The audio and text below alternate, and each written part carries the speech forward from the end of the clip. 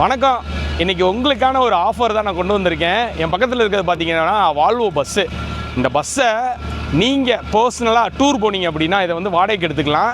இந்த தமிழ்நாடு கவர்மெண்ட் வந்து ஆஃபர் பண்ணுறாங்க. பஸ்ஸு மட்டும் இல்லை, அவங்ககிட்ட வந்து நீங்கள் 30 சீட்டில் கேட்டாலும் சரி, 25 சீட்டில் கேட்டாலும் சரி, என்ன சீட்டு நீங்கள் கேட்குறீங்களோ அதுக்கு ஏற்ற மாதிரி அவங்களே உங்களுக்கு அரேஞ்ச் பண்ணி கொடுக்குறாங்க அஃபோர்டபுள் ப்ரைஸில்.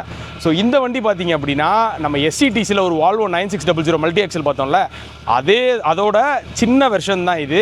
இது சிங்கிள் ஆக்சலு 9600 8R இன்ஜின் போட்டு இந்த வண்டியை வந்து லான்ச் பண்ணியிருக்காங்க.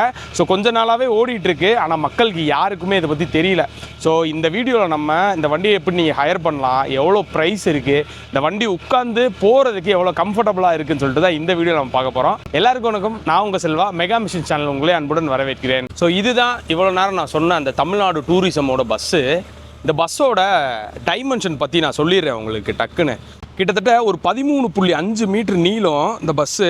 இதோட வித்துன்னு பார்த்தோம் அப்படின்னா 2.5 மீட்டர் ஃப்ரண்ட் வித்து. ஹைட்டுன்னு பார்த்தோம் அப்படின்னா 3.8 மீட்டர் இதோட ஹைட்டு. அது போக இந்த வண்டியோட வீல் பேஸு 6.2 மீட்ரு. எல்லாத்துக்குமே இந்த front over hang, rear over hang அப்படின்னு தெரியும்ல, இந்த டயருக்கு முன்னாடி இருக்க இந்த ஸ்டெப்ஸ்லேருந்து கனெக்ட் பண்ணோம் அப்படின்னா ஃப்ரண்ட்லேருந்து அது ஃப்ரண்ட் ஓவர் ஹேங்கு. அது வந்து பார்த்திங்கன்னா 2.8 மீட்டர் இருக்குது.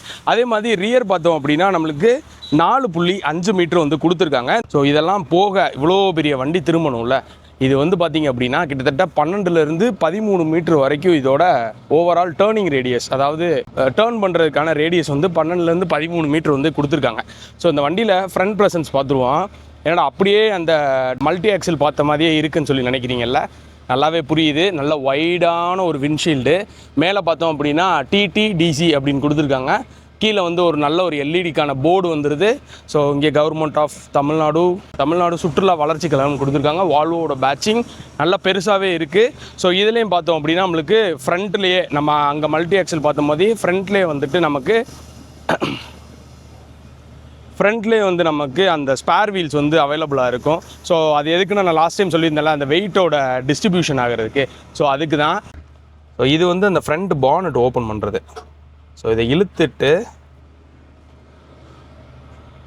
இங்கே இருக்குல்ல இந்த இது, ஸோ இங்கே வந்து இழுத்தோம் அப்படின்னா இதை வந்து தூக்கிடலாம். கீழே பார்த்தீங்க அப்படின்னா நம்மளுக்கு வீல் வைக்கிற இடம், சேஸு, ஹார்னு எல்லாமே தெரியுதா. ஸோ இதுதான் அந்த ஹைட்ராலிக்ஸு நிற்கிறதுக்கு யூஸ் ஆகுது. ஸோ இங்கே தான் அந்த வீலை வந்து ப்ளேஸ் பண்ணுவாங்க. ஸோ இப்போது அப்படின்றதுக்காக வந்துட்டு அவங்க அங்கே ப்ளேஸ் பண்ணியிருக்காங்க. அப்படியே இந்த சைடு ஆங்கிள் பார்த்தோன்னு வைங்களேன், இது வந்து நம்மளுக்கு ஆட்டோமேட்டிக் டோர்ஸு. அங்கே வந்து சுவிட்ச் இருக்கும். ஸோ அந்த சுவிட்சை வந்து கிளிக் பண்ணாங்க அப்படின்னா ஆட்டோமேட்டிக்காக அதுவே வந்து ஓப்பன் ஆயிரும். ஏறுறதுக்கானது பார்த்தீங்கன்னா நான் 180 mm சொல்லியிருந்தேன்ல, கொஞ்சம் ஈஸியாக தான் இருக்கும் ஏறுறதுக்கு. டயர்ஸ் பார்த்தோம் அப்படின்னா 10 போல்டட் வீல்ஸ் வந்து கொடுத்துருக்காங்க. 295 80 R22.5 தெரியுதா. ஸோ இந்த டயர்ஸ் வந்து பார்த்தோம்னா கொஞ்சம் ஹை ஸ்பீடில் வந்து நல்லாவே யூஸ் ஆகும். மிச்சலில் கொடுத்துருக்கிறதுக்காண்டி அதில் 125 PSI வந்துட்டு நம்மளுக்கு காற்று இருக்கணும்னு சொல்லி மென்ஷன் பண்ணியிருக்காங்க.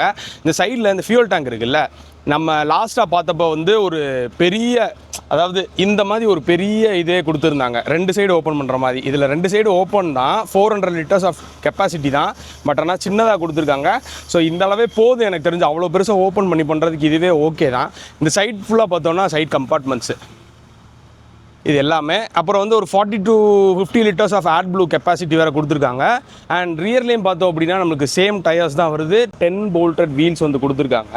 ஸோ இந்த செக்ஷன்ஸ் பார்த்தீங்க அப்படின்னா நம்மளுக்கு 4x2, அதாவது பின்னாடி 4 டயரும் முன்னாடி வந்துட்டு நம்மளுக்கு 2 டயர் வந்து கொடுத்துருக்காங்க. இதே மாதிரி நம்ம பழைய மல்டி ஆக்சல் பார்த்தோம்ல, அதில் இதே மாதிரி இன்னொரு ஆக்சல் மட்டும் எக்ஸ்ட்ரா ஆட் ஆகும். அது வந்து அந்த பலூன் கொடுத்துருப்பாங்க உள்ள, ஏர் சஸ்பென்ஷன் தான் சொல்கிறேன். ஸோ அது கொடுத்துருக்கனால ஒரு 2 டயர் மட்டும், இங்கிட்ட ஒரு டயர் அங்கிட்ட ஒரு டயர் மட்டும் இருக்கும். ஸோ அதுவும் பார்த்திங்க அப்படின்னா இதை விட இன்னும் அடுத்தபடியான குஷனிங் இருக்கும். ஆனால் இதுவே ரொம்பவே கம்ஃபர்டபுளாக இருக்கும் தான் நான் சொல்லுவேன். அண்ட் அப்படியே பார்த்திங்க அப்படின்னா இதுதான் இன்ஜினு. நான் வந்து இப்போதைக்கு அந்த கம்பியை தேடுறதுக்காண்டி போயிருக்காங்க. நான் வந்து உங்களுக்கு கம்பியை திறந்ததுக்கப்புறம் இந்த பானட்டை வந்து திறந்ததுக்கப்புறம் நான் உங்களுக்கு சொல்கிறேன். ஸோ ரியரில் பார்த்தீங்கன்னா நல்லா ஹைட்டு, செம்ம ஹைட்டு, கிட்டத்தட்ட 4.3 மீட்டர்ஸ் இதோட ஹைட்டு. இந்த 9600 அந்த வால்வோட பேட்சிங்கு. இங்கே வந்துட்டு இந்த டோல் ஃப்ரீ நம்பரு.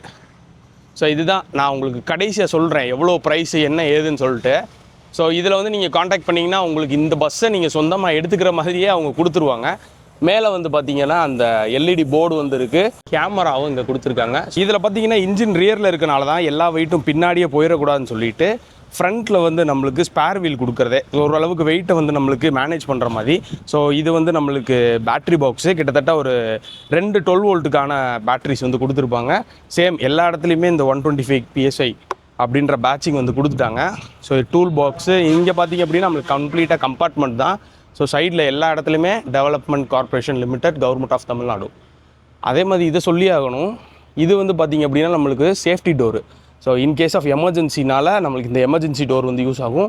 இந்த மிரர்ஸ் எல்லாமே நமக்கு வந்து ஈஸியாக அது என்னது ஒரு ஹேமர் கொடுத்துருப்பாங்க. ஸோ அதை வச்சு உடச்சி நம்ம ஈஸியாக வந்து ஓப்பன் பண்ணிடலாம். இன்கேஸ் ஆஃப் ஏதாச்சும் எமர்ஜென்சினா, இல்லாமல் ஏதாச்சும் பண்ணிங்க அப்படின்னா போட்டு தள்ளிடுவாங்க, வேறு ஒன்றும் பண்ண முடியாது.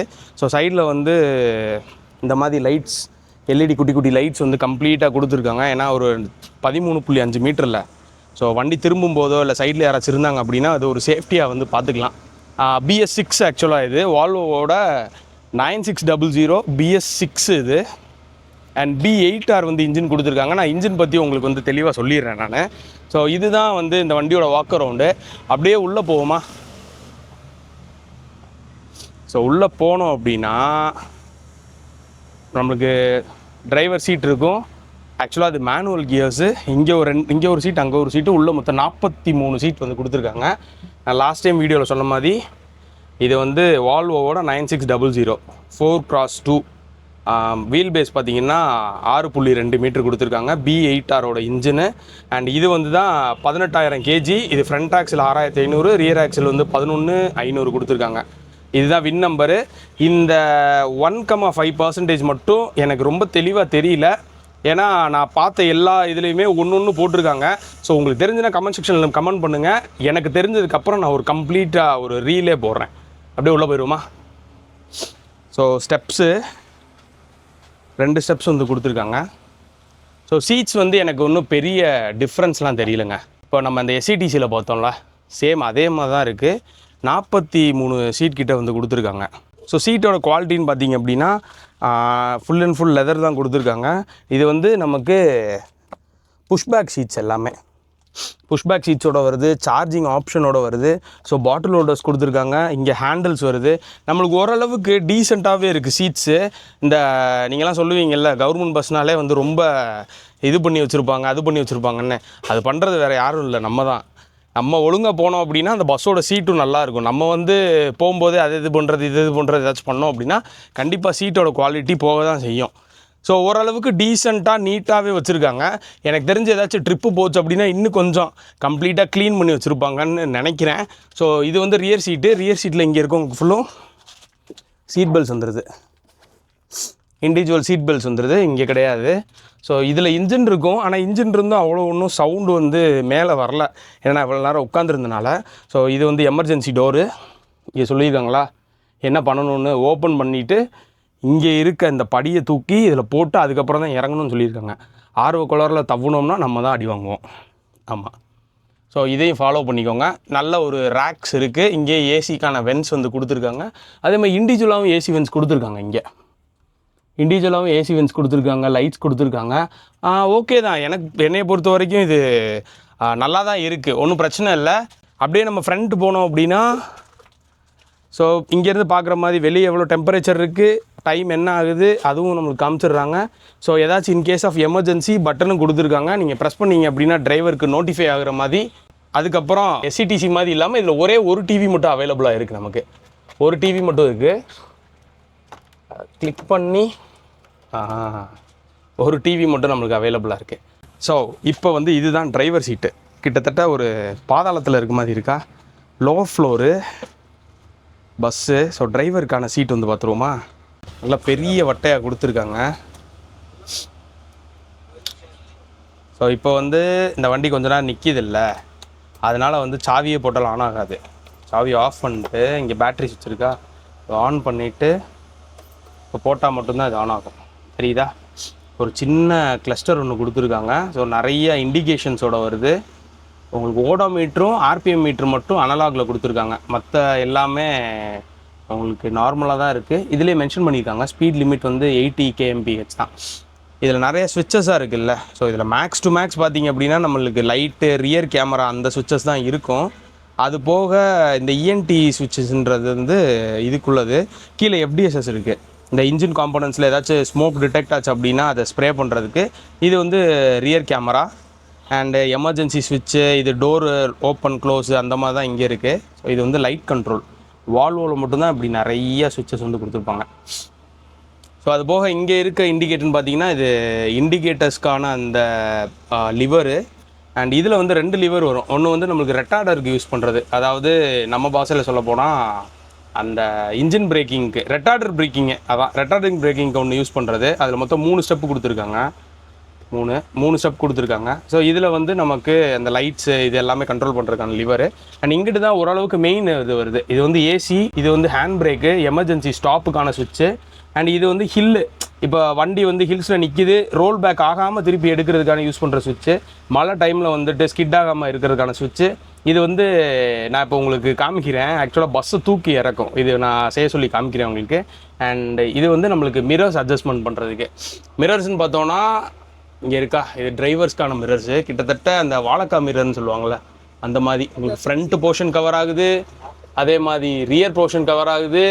பஸ்ஸு ஃபுல்லுமே அந்த 13.5 மீட்டரும் ஈஸியாக கவர் ஆகுது. அண்ட் டிரைவருக்கு வந்து சீட் சொஃபஸ்டிகேஷனாக தான் இருக்குது. இங்கே பார்த்தீங்கன்னா சன் பிளைன்ஸ் வேறு நம்மளுக்கு கொடுத்துருக்காங்க. ஸோ அது போக நம்மளுக்கு கேமரான்னு பார்த்தீங்கன்னா ரியர் கேமரா வருது, ஒரே ஒரு சேஃப்டி கேமரா மட்டும் இதில் வருது. சரி, இது மட்டும் உங்களுக்கு செஞ்சு காமிச்சிட்றேன். அண்ட் இந்த வண்டி வால்வோவில் நானும் ஃபஸ்ட் டைம் வந்துட்டு மேனுவல் பார்க்குறேன். 6 ஸ்பீட் மேனுவல், ஒன்று வந்து ரிவர்ஸு.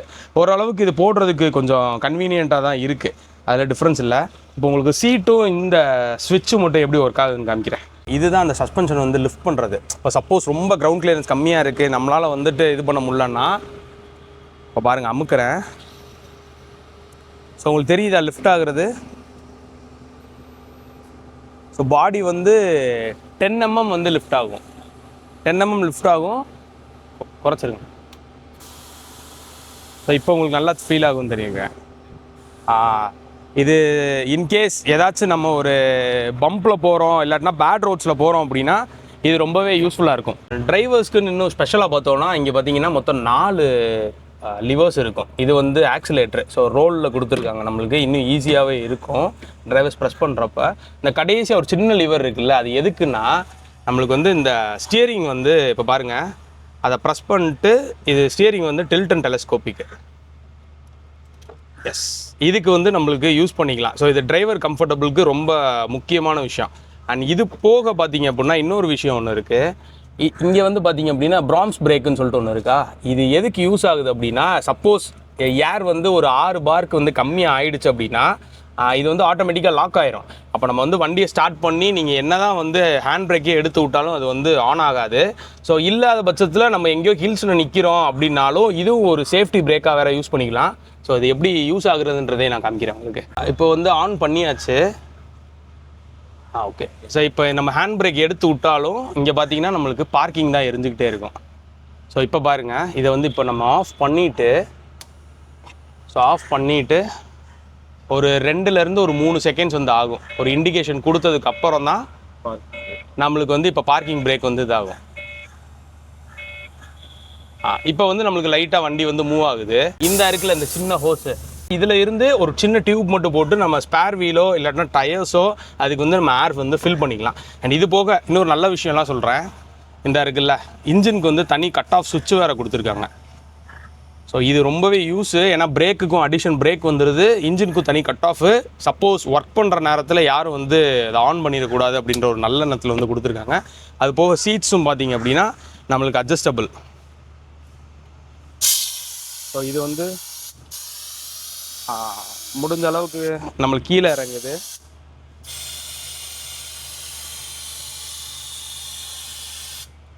ஸோ இது வந்து அப் அண்ட் டவுன் மோஷனு. இது வந்து நம்மளுக்கு ரிக்ளைனருக்கு ஆப்ஷனுக்கு இங்கே வந்துடுது. அது போக ஃப்ரண்ட் அண்ட் பேக் வந்து இங்கே கொடுத்துருக்காங்க.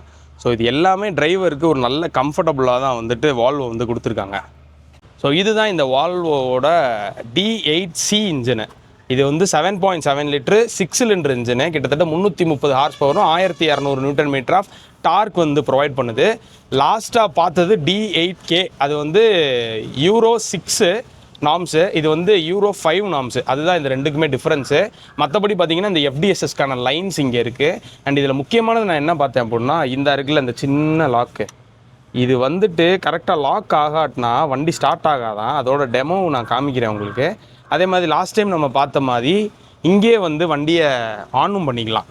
ஸோ ஆன் பண்ணுறேன், அமுத்துறோன்னா ஆன் ஆயிரும்.